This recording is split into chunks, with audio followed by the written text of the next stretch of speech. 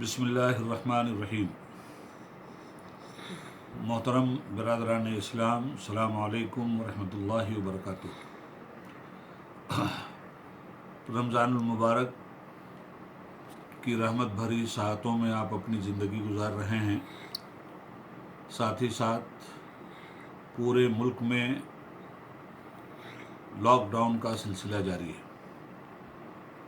मैं उबैदुल्लाह खान आज़मी मुख्तलिफ़ चैनलों के ज़रिए उम्मत मुस्लिमा को एक पैगाम देना चाहता हूँ, और मेरे ही तरह दीगर उलमाए किराम ने भी और रहबरान मिल्लत ने भी आपके नाम ये पैगाम नशर किया है। आलम इस्लाम के ख़िलाफ़ इस्लाम दुश्मन ताकतें पूरी दुनिया में कोरोना वायरस की तरह फैली हुई हैं, और एक वबा कोरोना वायरस के नाम से पूरी दुनिया के इंसानों की ज़िंदगी के दरवाज़े पर मौत की अलामत बनकर मुस्कुरा रहा है। ऐसे आलम में हम हिंदुस्तानी मुसलमानों की ज़िम्मेदारियाँ इस पस मंज़र में बहुत ज़्यादा माना रखती हैं कि मुल्क में फ़िरका परस्त ताकतें, इस्लाम दुश्मन क़ुव्वतें कोई न कोई बहाना तलाश करके मुसलमानों को हर जुर्म का मुजरिम और हर तबाही का ज़िम्मेदार ठहराने से दरेर नहीं करते। दहशत का एक माहौल हिंदुस्तानी मुसलमानों पर तारी करने की ज़बरदस्त कोशिश हो रही है और की गई है। मॉब लिंचिंग, दिल्ली का फसाद, हिंदू मुस्लिम के बीच नफ़रत का जहर, ये सारी चीज़ें आरएसएस ने मंसूबाबंद तरीक़े से हुकूमत हिंद के ताकत और पावर की बुनियाद पर इस्लाम दुश्मनों को शह देकर मुल्क के मुस्तक़बिल से खिलवाड़ किया है। हमारा हिंदुस्तान गंगा जमुनी तहज़ीब का मुल्क है। हिंदू का हा और मुस्लिम का माँ दोनों मिलकर हम बनते हैं, और हम बनकर ये मुल्क बरसों की रवादारी से दुनिया के सामने अपना सर फ़ख्र से ऊंचा किए हुए था। आज इस मुल्क को बीजेपी की नज़र बद लग गई है, और नफ़रतों के शोले, फ़िरका परस्त क़ुव्वतें पूरे मुल्क में फैलाकर मुसलमानों को उसका ज़िम्मेदार ठहराने में लगी हुई हैं।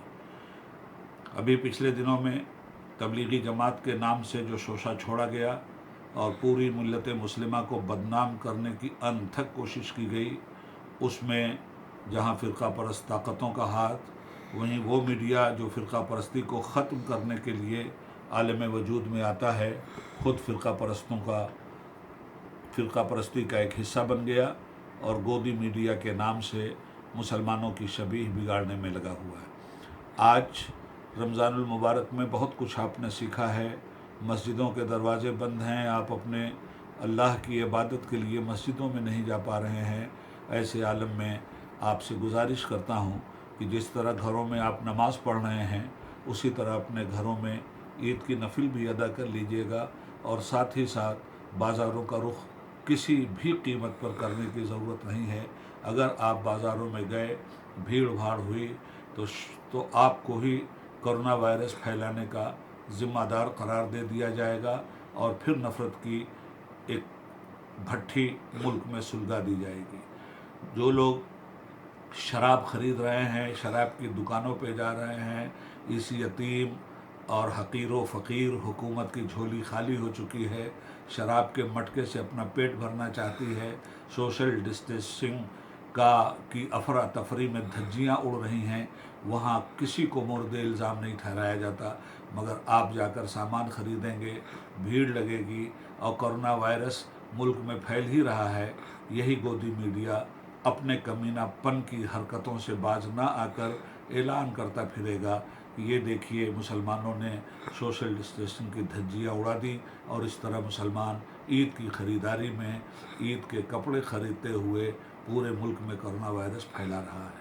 प्लीज़ प्लीज़ प्लीज़ आपसे मुअद्दबाना गुजारिश है कि आप अपने आप को हर एतबार से इन साजिशों से बचा कर रखें।